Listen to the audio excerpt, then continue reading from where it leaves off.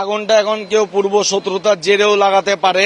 আপনাদের কাছে অথবা থিম অথরিটির কাছে পূর্ণ তদন্ত করবে অ্যাকচুয়ালি আগুন লেগেছে না লাগিয়ে দিয়েছে কি, এটা দেখতে হবে। এটা হলো সর্বপ্রথম বিষয়, কারণ এখানে সর্বোচ্চ সিকিউরিটি আছে, আগুন লাগার কোনো ইয়া নেই।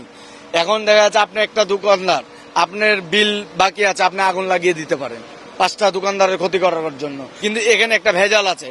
আপনাদেরকে এটা তদন্ত করতে হবে যে আগুন লাগালো না লেগেছে। পূর্ব সাইডে একটা রেস্টুরেন্ট থেকে ডিপ ফ্রাইতে সম্ভবত আগুনটা ধরেছে এবং গোড়াটা ছড়িয়ে পড়েছে, এটাই আমি জানতে পেরেছি সেফ মতো। আমি 12টা 20-এ এসে এইসব জানতে পারি। পরে এখানে এই ফায়ার সার্ভিসকে আমি ফোন দিই, ফায়ার সার্ভিস আরও কয়েকজন ফোন দিয়েছিল, তাও ফায়ার সার্ভিস আসেনি।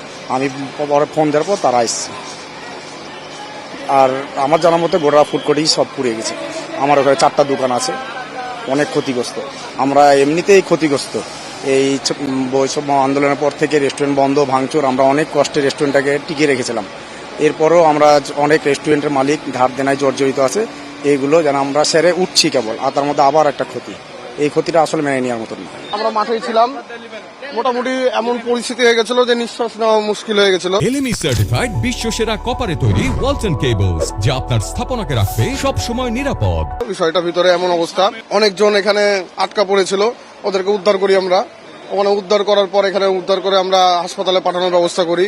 ফায়ার সার্ভিস আসে, ফায়ার সার্ভিস দমকল বাহিনী এসে আগুন নিয়ন্ত্রণে নিয়ে আসার চেষ্টা করে আমাদের সাথে। আমরা সবাই সার্বিকভাবে এলাকার মহল্লাবাসী বা যারা নিরাপত্তা কর্মীরা ছিল এবং ফায়ার সার্ভিসের যারা লোকবল ছিল, তারা সবাই মিলে একত্রিত হয়ে আমরা আগুনটা নিয়ন্ত্রণে আনি। এখন যে পরিস্থিতি হয়ে আছে, এখন পরিস্থিতি স্বাভাবিক। এখন ধোঁয়াটা বের করার জন্য বিভিন্ন পয়েন্ট ভেঙে ফেলা হয়েছে। কাঁচের যে পয়েন্টগুলো ছিল, পয়েন্টগুলো মানে জানলাগুলো ছিল, ওগুলো ভেঙে ফেলা হয়েছে।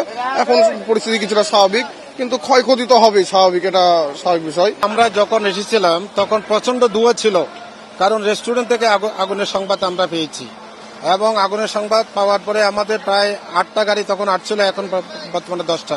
দেখে আমরা আমাদের লোকজন দিয়ে কাজ করছে এবং অগ্নি নির্বাপন প্রায় শেষ পর্যায়ে, ঠিক আছে। তবে আমরা 2জন লোক আমরা মানে উদ্ধার করেছি, 2জন মেয়ে মানুষ, এবং এই পর্যন্ত কোনো হতাহতের কোনো সংবাদ নাই আর কি।